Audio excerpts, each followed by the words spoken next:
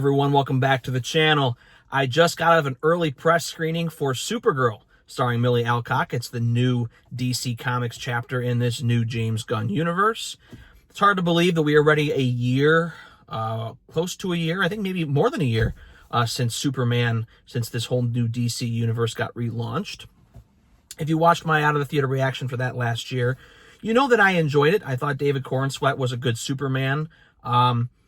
My opinions of that have changed a little bit over time. I still like the film. I just thought that Superman still felt a little bit jumbled, a little too busy, a little too frantic, and just was trying to tell a little too much. But I still enjoyed it. I thought it was still a good start to the new DC universe.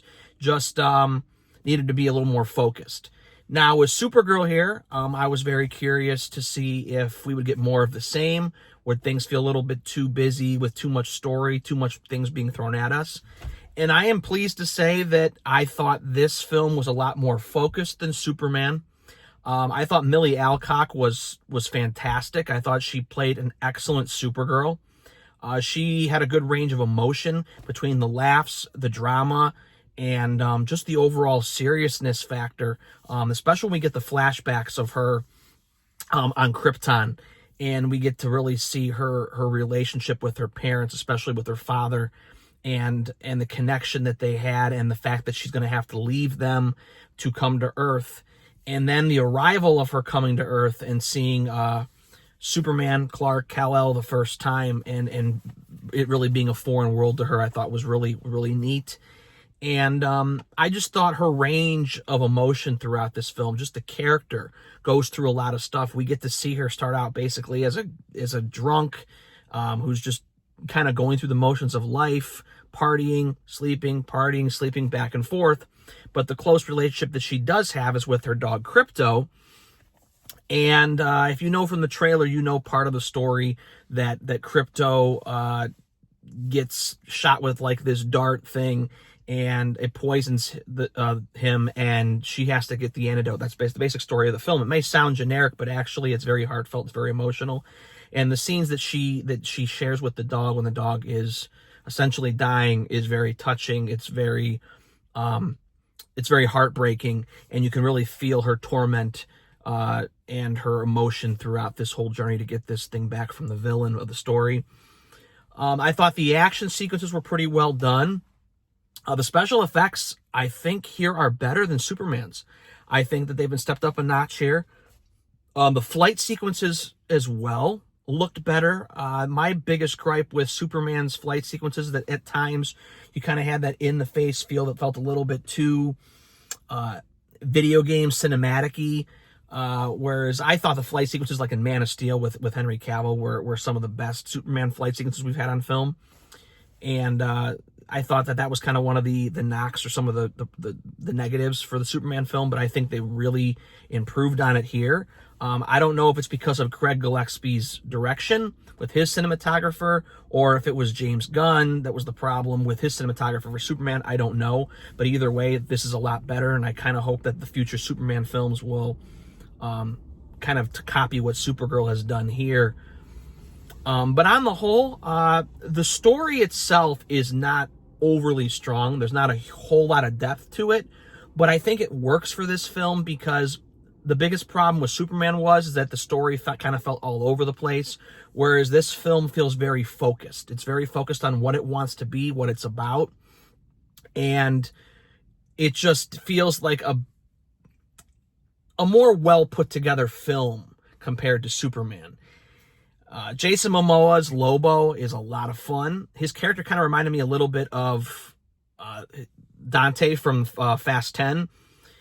So, but he always brings fun to his roles, and this is no different. I like what he's doing with Lobo. It does make me miss him playing Aquaman, because I thought he really was a great Aquaman. And the fact that we'll never get any more of those again with him is kind of disappointing. But the fact that he still gets to be part of this DC universe as a character like Lobo, a character that he really embodies and really feels like him, I do like the fact that this is what we get from him if we never get Aquaman from him ever again.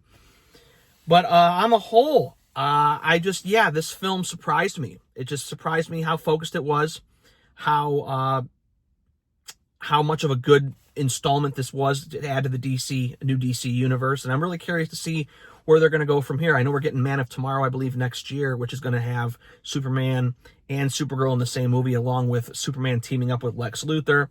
Not sure who the villain's going to be in that yet, but I'm excited to see how they're going to mesh in the same movie going forward now, to see if it's really going to hold a good balance and see, how their cousin relationship's going to work. But I definitely recommend this.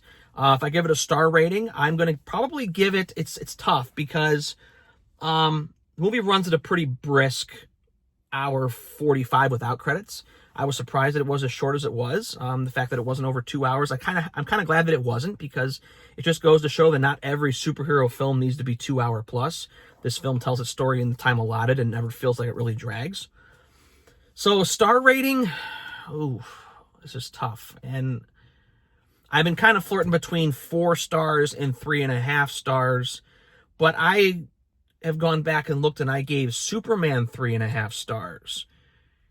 So with this being slightly better, I think I'm going to give Supergirl 4 out of 5 stars. I think it deserves it. Milly Alcock, like I said, is excellent, and she really embodies Supergirl, and she's a lot of fun. And I just liked the range of emotions she really had in this film, and I just think it works on the whole so well, and I'm excited to see her future as Supergirl in this universe. So I definitely recommend it. Check it out. It's worth the theater experience. It's loud, it's engaging, the cinematography is good, the special effects are good, and the performances are good, so you won't be disappointed. So check it out this weekend. It comes out this Friday. I think you will all like it if you enjoyed Superman. I think you'll actually like this more. And my light just went out, so that's basically giving me my my cue to get out of this. So coming up this upcoming weekend, let me get my light back on here. All right, so my light's back on now. Coming up this weekend, I will be checking out Jackass, the final installment, this Sunday. I will not get a chance to see it when it comes out on Friday, but I will be checking it out on Sunday, so look out for my reaction then. I'm a Jackass fan. I like those films. They always make me laugh, they make me chuckle, so I'm curious to see what one big final blowout they have for all of their stunts for us. So I'll be doing that for Sunday. And then, as you know, coming out, we got a lot of stuff coming out over the next month and a half or so. So I'll be doing a lot of that stuff too, whether it be early reviews or weekend reviews. So check those out. So again, thanks for joining me, and make sure to check out Supergirl opening Friday. See you, everybody.